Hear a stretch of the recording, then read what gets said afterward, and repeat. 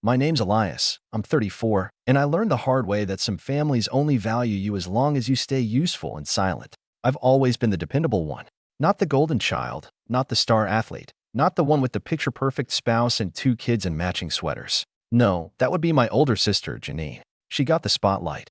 I got the bills. After my dad retired early voluntarily, mind you, because his time was worth more than money, things got tight.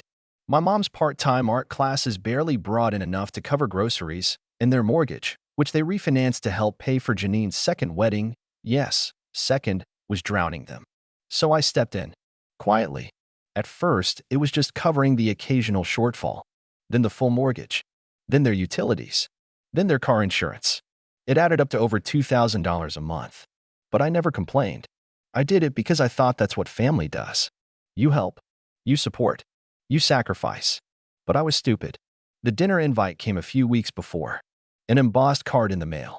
Formal attire. Celebration of family. Janine's husband apparently got some kind of award at work, and my parents wanted to honor it.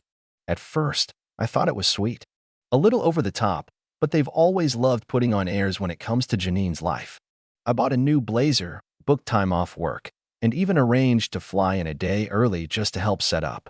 When I arrived, I noticed everything looked expensive. I didn't ask who was paying. I already knew. I figured Dad had probably asked Mom to nudge me into helping again. I checked my banking app.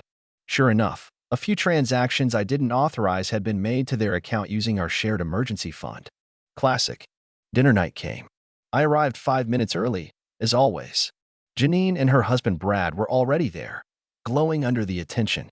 My parents greeted me with polite smiles. Mom's eyes scanned me top to bottom, then landed on my empty hand. "No date?" she asked, frowning. "Nope," I replied, forcing a smile. "Still just me." She didn't respond, just turned and walked away toward the dining room. That's when I saw it. 2 long tables. One massive and elegant, decorated like something out of a wedding catalog. Candles, gold-rimmed plates, centerpieces with fake autumn leaves. At the head, my dad, Janine, and Brad. Seats for all the grown-ups. Then, to the side, a folding card table. Plastic chairs. Paper napkins. No centerpiece. A mismatched soup bowl at each place. At the corner of the sad little setup was a piece of paper with my name on it. I stood there for a second, thinking it had to be a mistake. Then I heard Janine's voice behind me. "We didn't think you'd actually come," she said with a snicker. "But since you did, we figured this was more your vibe. You know, single, no kids. Not really a full family yet." I turned to look at her. She had that smug smile she always wore when she thought she was being clever. Brad chuckled beside her, clearly amused. Dad walked over and clapped a hand on my shoulder. "It's nothing personal, son. We just had to make sure the real families had enough room to sit together. You understand." My throat tightened, not because I cared about the table, but because, in that moment, it hit me just how little I mattered to them outside of what I provided. They saw me as a placeholder, a second-tier presence, good enough to foot the bills, but not good enough to be seated with them, not even respected enough to fake a proper invitation. Mom appeared behind me, balancing a tray of drinks. "Just be grateful you're even here," she said sharply. "Honestly, the way you isolate yourself, it's a miracle we invited you at all." And there it was. The truth. The cold blade under the silk. I looked around the room, at the people I'd been supporting in silence for years. I saw my dad laughing with Brad over some story. I saw Janine already taking selfies with the flower arrangements, captioning things like #blessed and #family first. I saw my name taped to a plastic chair beside my third cousin's toddler. So I walked out. No drama. No shouting. Just a calm, deliberate turn and a quiet exit through the front door. I got in my rental car and drove back to my hotel. I turned off my phone, ordered room service, sat in silence for a long time. The next morning, I logged into the mortgage account and removed the autopay link from my bank. Then I sent one quick email to the mortgage company letting them know the linked card was no longer valid. I didn't tell my parents. I didn't need to.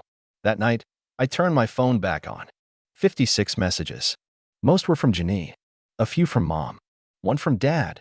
Just the word call. I didn't answer. Instead, I poured myself a drink and watched the text notifications roll in. My favorite one came just after midnight. From Janine. "What is going on? Mom is freaking out. Did you cancel something?" I didn't reply. Because that was just the beginning.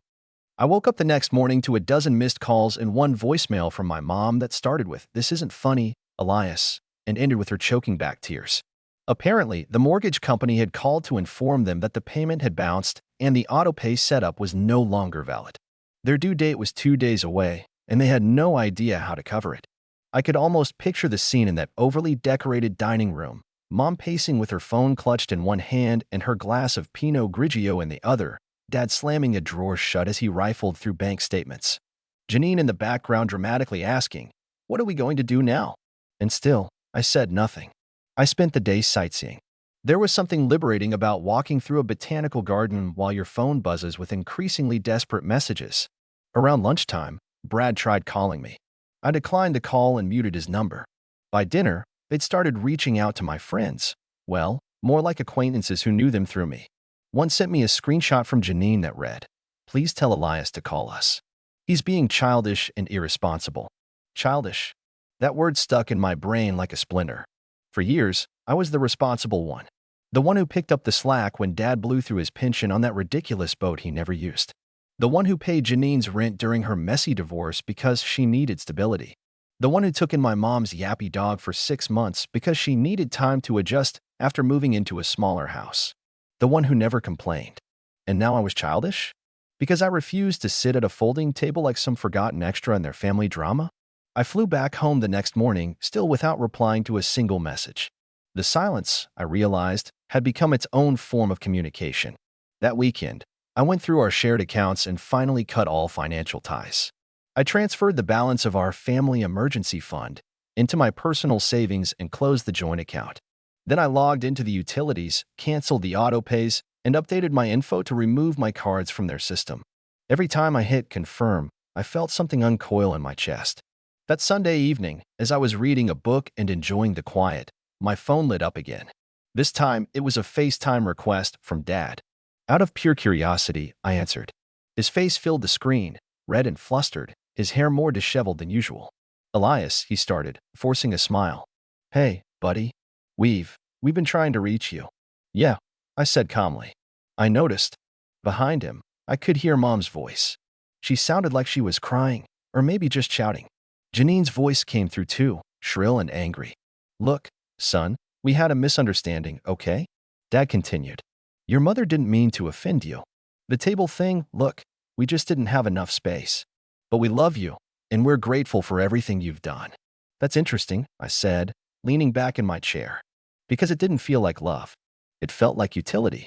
Like I was there to pay and stay quiet. Dad's smile faltered. "No, don't be dramatic. Wasn't it Mom who said I should just be grateful to be included?" He blinked. She didn't mean it like that." "And Janine?" I asked. "Does she still think I don't have a real family?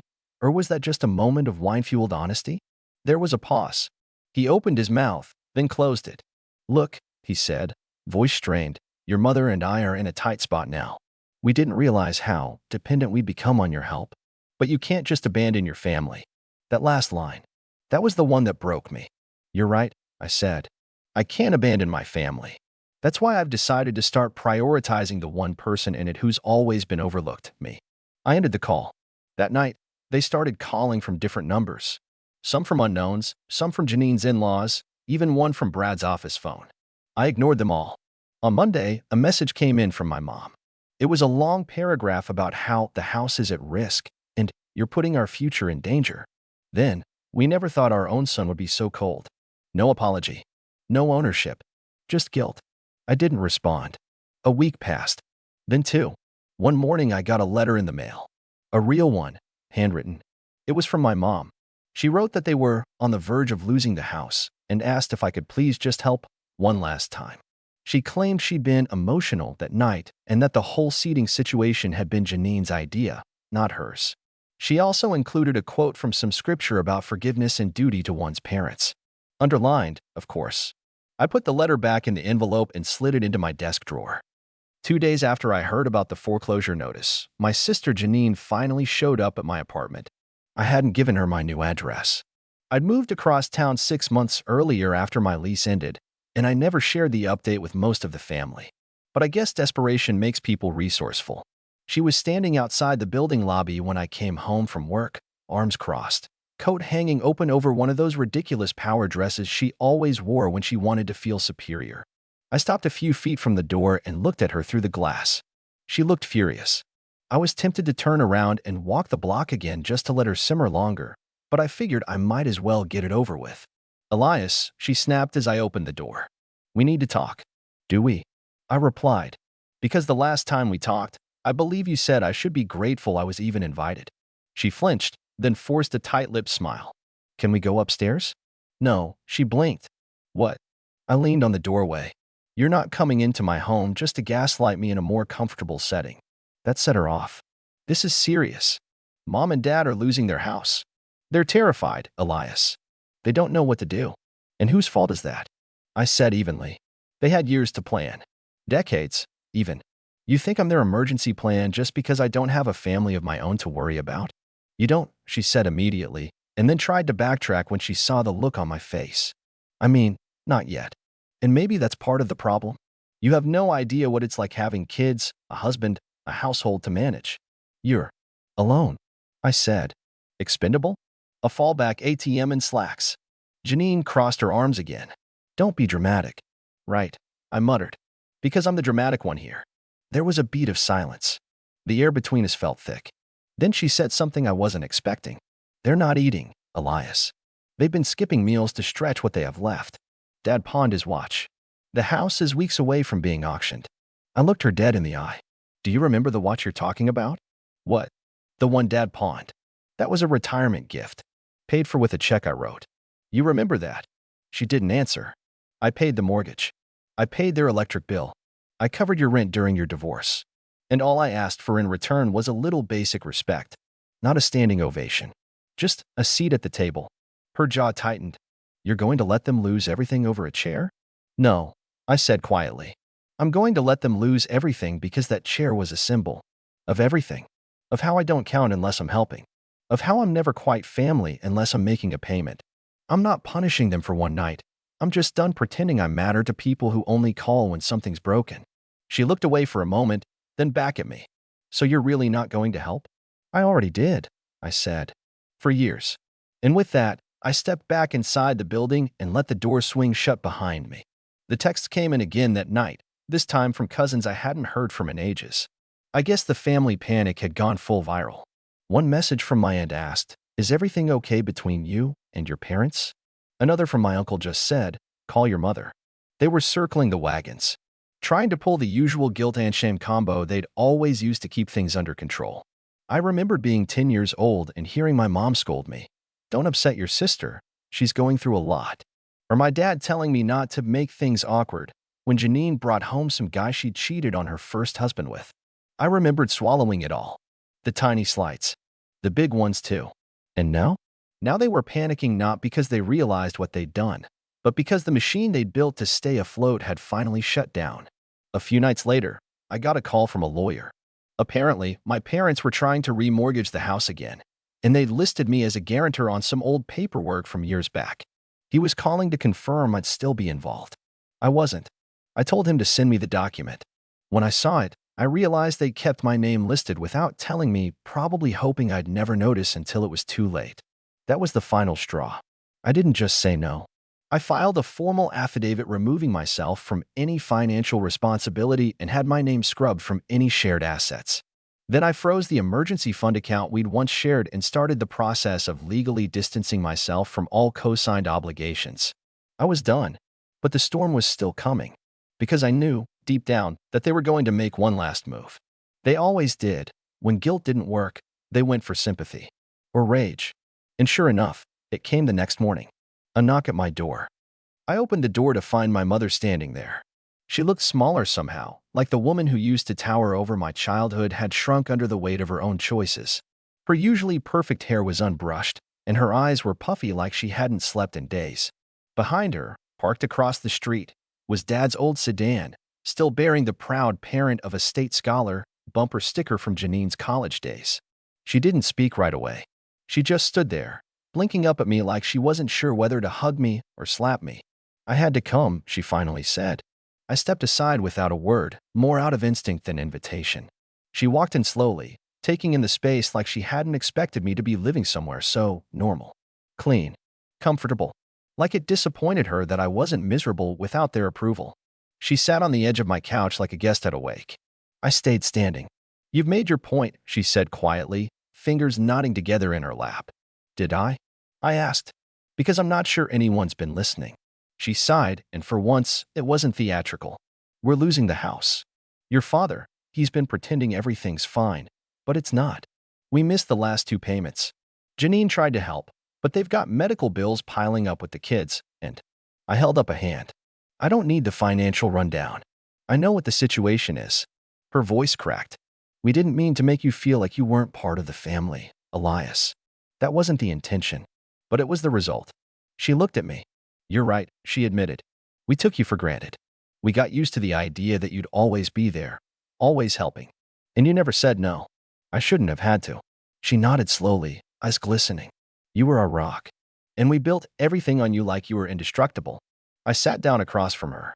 "For years," I said, "I thought if I just kept being dependable, I'd earn a place in the family. Not just as a wallet, not as the extra seat, but as a son, as a person. You've always been our son," she whispered. I laughed bitterly. "I was your backup plan. You loved me as long as I was useful." Tears finally slid down her cheeks. "I don't know how to fix this." "You can't," I said, softly but firmly. "Because this isn't about money anymore. It's about respect. It's about decades of being second to Janine. It's about being humiliated at that dinner table like I was some stray you let inside out of pity." "I thought you didn't care about things like that," she whispered. "That's the problem," I said. "You never thought I cared. So you never thought you had to." She reached into her purse and pulled out an envelope. "It's the deed," she said. "To the house. We're transferring it to the bank." I thought you should know. You grew up there." I didn't reach for it. "It's just wood and drywall," I said. "What mattered was inside. And that's been gone for a long time." She nodded. "We can't ask you for more. I won't insult you by pretending we deserve it. I just—" She swallowed. "I just wanted you to hear it. From me. Not from Janine. Not through the grapevine. From your mother." We sat in silence for a while. She didn't ask to stay. Didn't beg. Just sat there like a woman realizing she'd misplaced something valuable and only now understood it was irreplaceable. When she stood to leave, she paused at the door. "You were always the best of us," she said. "We just didn't see it." I nodded once. She left. The house went into foreclosure 3 weeks later. The bank listed it. No one bought it. Eventually, it was sold below market value to some development company that planned to knock it down. I saw the listing online, just once, and didn't click on it. Janine stopped calling. So did Brad. I guess they realized I wasn't going to swoop in to save the family legacy like some discount superhero. Dad emailed me once, a short note with no subject line that just said, "I miss you." I didn't respond. Life got quieter. Then better. I started traveling more. Took that promotion I'd been putting off because I thought I'd need to stay close in case my parents needed me. I met someone, Kara. Smart, kind, and utterly unimpressed by my family drama. She came from a household where people actually talked about things, where apologies weren't weapons of guilt but expressions of understanding. Being with her felt like breathing fresh air after years in a sealed room. 6 months later, I hosted my own dinner. Just a small thing. 8 people. Friends. Colleagues. Kara. We cooked together, laughed about nothing, drank, and when it came time to sit down, there was one long table. No side table. No paper napkins. Everyone had a seat, and everyone mattered. As we clinked glasses, I looked around the room and realized something. This was my family now. Not by blood, but by choice. And I finally understood the lesson life had been trying to teach me through all that pain. Being born into a family doesn't mean you owe them your soul. Love is a two-way street. Respect, too. And no amount of shared DNA justifies being treated like you're disposable. The next morning, I took out that old envelope my mom had left, the deed transfer paperwork, and tossed it in the shredder. It was symbolic more than anything, but it felt good. Freeing. That chapter of my life, the one where I sacrificed myself to stay in the good graces of people who never saw me, was over. I wasn't bitter. Not anymore. I just wasn't going back. Because the table I belonged at now, it had room for me. And this time, I chose the seat.